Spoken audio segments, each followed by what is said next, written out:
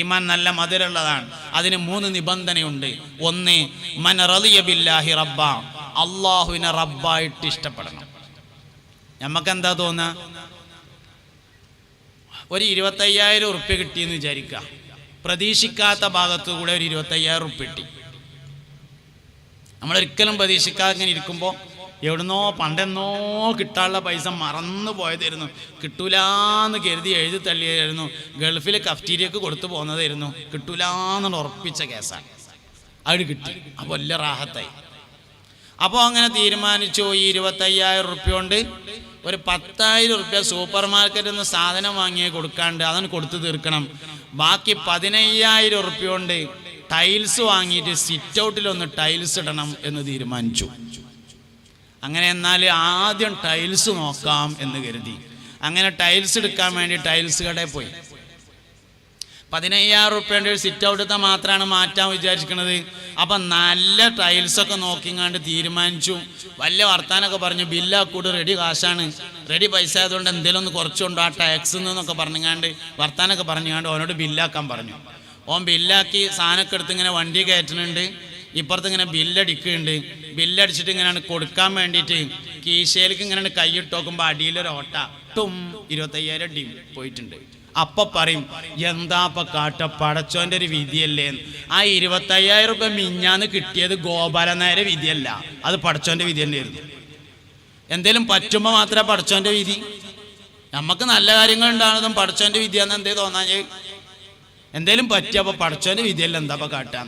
കല്യാണം കഴിഞ്ഞേക്കിന് ആദ്യം തീരുമാനം എടുത്തു, നമുക്ക് 3 കൊല്ലത്തിന് കുട്ടികൾ വേണ്ടട്ടോന്ന്. പക്ഷെ 6 മാസം കഴിഞ്ഞപ്പോൾ അതിനാണ് ഉണ്ടായി. എന്താപ്പം കാട്ട, പടച്ചോൻ്റെ ഒരു വിധിയല്ലേ. ഇങ്ങനെയാണ് നമ്മളെ വിധികൾ. അള്ളാഹിനോട് ഒരു ഇഷ്ടമില്ല. അള്ളാഹുത്തല ചെയ്യണതൊക്കെ വേറെ വഴിയില്ലാത്തതുകൊണ്ട് ഏറ്റെടുക്കൽ മാത്രമാണ് ചെയ്യുന്നത്. ഓന് ഈമാൻ്റെ രസം ഉണ്ടാവില്ല. ഓന് ഈമാൻ്റെ ഒരു രസം ഉണ്ടാവില്ല. അള്ളാഹിനോട് ഒരാൾക്ക് റബ്ബായിട്ട് എപ്പോൾ ഇഷ്ടം തോന്നുന്നുവോ അപ്പോൾ മാത്രമേ ഈമാൻ്റെ മാധുര്യം ഉണ്ടാവുള്ളൂ. തന്നെ പറഞ്ഞത്. രണ്ടാമത് പറഞ്ഞത് വബിൽ ഇസ്ലാമി ദീന, ഇസ്ലാമിനെ ദീനായിട്ട് ഇഷ്ടപ്പെട്ടാലാണ് ഈമാൻ്റെ മാധുര്യം ഉണ്ടാവുക. 5 സെന്റ് സ്ഥലമുണ്ട്, തറപ്പണി കഴിഞ്ഞിട്ടുണ്ട്, ജില്ലാ ബാങ്കിൽ നിന്ന് ലോണ് കിട്ടാനുണ്ട്. എന്താപ്പ കാട്ട, നമ്മൾ മുസ്ലിങ്ങളായി പോയില്ലേ. ഈമാൻ്റെ ഒരു രസം ഉണ്ടാവില്ല. കാരണം അവൻ ഇഷ്ടപ്പെട്ട് മുസ്ലിം ആയതല്ല, കഷ്ടപ്പെട്ട് മുസ്ലിം ആയതാണ്. ഇടങ്ങേറായതുകൊണ്ട് ഇതിൽ നിൽക്കുകയാണ്, ഇഷ്ടം ഉണ്ടായതുകൊണ്ട് നിൽക്കല്ല. ഈമാൻ്റെ രസം ഉണ്ടാവില്ല. അതാണ് വബിൽ ഇസ്ലാമി ദീനൻ, ഇസ്ലാമിനെ ദീനായിട്ട് ഇഷ്ടപ്പെട്ടാൽ മാത്രമേ രസം ഉണ്ടാവുള്ളൂ. നല്ല മഫ്തൊക്കെ ഇട്ടിട്ട് ചുറ്റിക്കെട്ടിയിട്ട് കോളേജിക്ക് പോണ കുട്ടി ഒരു ദിവസം അടുത്തിരിക്കുന്ന കുട്ടീനോട് പറയാണ്, എൻ്റെ അമ്മയും ബാപ്പിയൊക്കെ വലിയ റിലീജിയസ് ആണ്, ഓലിങ്ങനെയല്ലാതെ പോരാനയക്കൂല, അതുകൊണ്ട് ഞാൻ ഇങ്ങനെ പോന്നതാണ്. കുടുങ്ങിയിട്ട് മഫ്തിട്ടാൽ ഒരു രസം ഉണ്ടാവില്ല. ഇഷ്ടപ്പെട്ടിട്ടാലേ രസം ഉണ്ടാവുള്ളൂ. ഏത് കാര്യം അങ്ങനെ തന്നെയാണ്. ഇഷ്ടപ്പെട്ട് വയതിനൊന്നതാണെങ്കിലേ രസം ഉണ്ടാവുള്ളൂ. ഇടങ്ങേറായിട്ട് വന്നതാണെങ്കിൽ വയറിൽ ഒരു രസം ഉണ്ടാവില്ല. തന്നെ എല്ലാ കാര്യവും അങ്ങനെയാണ്. അതുകൊണ്ട് ദീനിനെ ഇഷ്ടപ്പെട്ടിട്ടുണ്ടെങ്കിൽ ഈമാൻ്റെ രസം ഉണ്ടാവും.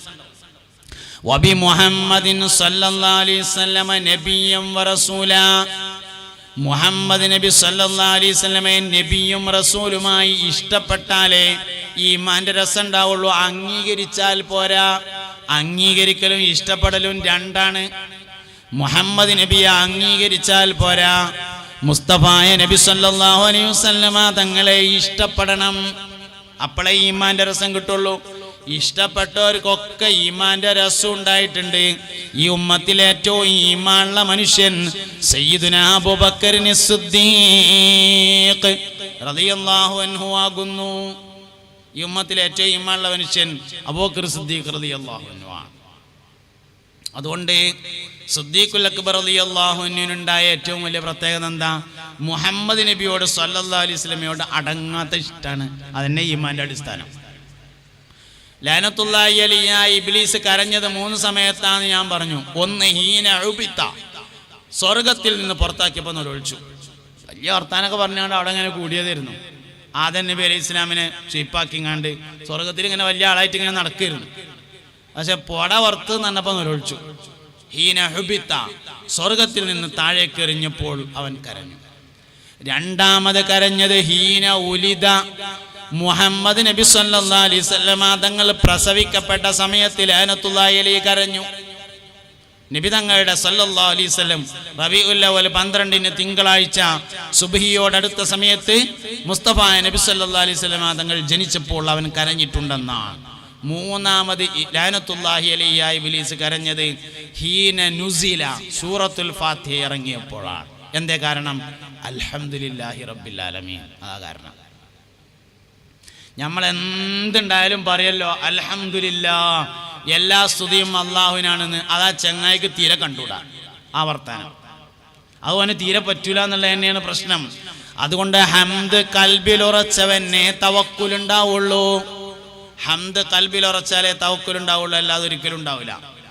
ഏത് നന്മയുടെ പിന്നിലും അത് പറയാൻ വേണ്ടി നിർദ്ദേശിച്ചു. ഇത് തവക്കുലിന്റെ ഏറ്റവും പ്രധാനപ്പെട്ട ദിക്റാണ് അൽഹംദുലില്ലാഹ് എന്ന ദിക്ർ. അൽഹംദുലില്ലാഹി റബ്ബിൽ ആലമീൻ. റബ്ബുൽ ആലമീനായ അല്ലാഹുവിനാകുന്നു എല്ലാ സ്തുതികളും. എല്ലാ സ്തുതികളും അല്ലാഹുവിന് അർപ്പിക്കണമെങ്കിൽ എല്ലാ നിഅമത്തും അവനിൽ നിന്നാണ് എന്ന വിശ്വാസം ഉണ്ടായിരിക്കണം. അതന്നെയാണ് ഒരു മനുഷ്യന്റെ വിജയവും. ആ വിശ്വാസമാണ്. അപ്പോഴേ ചെയ്യാൻ പറ്റുള്ളൂ. അതാണ് വിജയം എന്ന് പറയുന്നത്. ഇത് സ്വാലിഹീങ്ങളായ ആൾക്കാരൊക്കെ പരിശോധിച്ചാൽ നമുക്ക് കാണാൻ വേണ്ടി പറ്റും. അവർക്ക് വലിയ തവക്കുലായിരുന്നു. ആ തവക്കുൽ കൊണ്ട് അവർ വിജയിക്കുകയും ചെയ്തിട്ടുണ്ട്.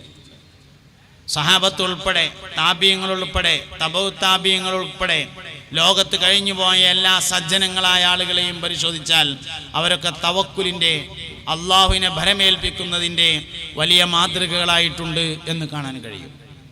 അതുകൊണ്ട് അള്ളാഹുവിനെ കുറിച്ച് ചിന്തിക്കണം. ശരിക്കും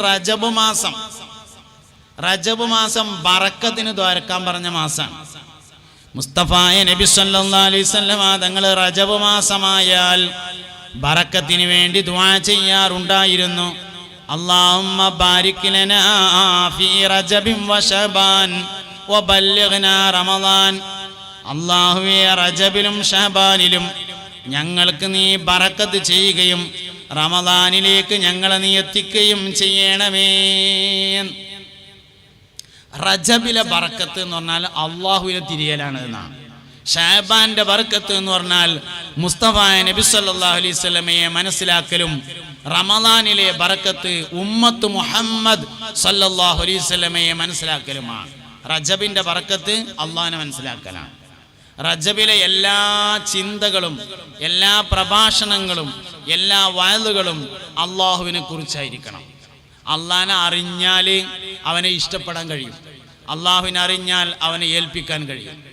നിങ്ങൾ എന്നോട് ദ്വാരനോളി, ഞാൻ നിങ്ങൾക്ക് ഉത്തരം തരാമെന്ന് അള്ളാഹു തആല പറഞ്ഞിട്ടുള്ളത് തരാൻ വേണ്ടി പറഞ്ഞ തന്നെയാണ്, അല്ലാതെ പറ്റിക്കാൻ പറഞ്ഞതല്ല. തരാനുള്ളോൻ പറഞ്ഞതാണ്, പറഞ്ഞാൽ തരുന്നോൻ പറഞ്ഞതാണ്. നിങ്ങൾ എന്നോട് ദ്വാരക്ക് ഞങ്ങൾക്ക് ഉത്തരം തരാം.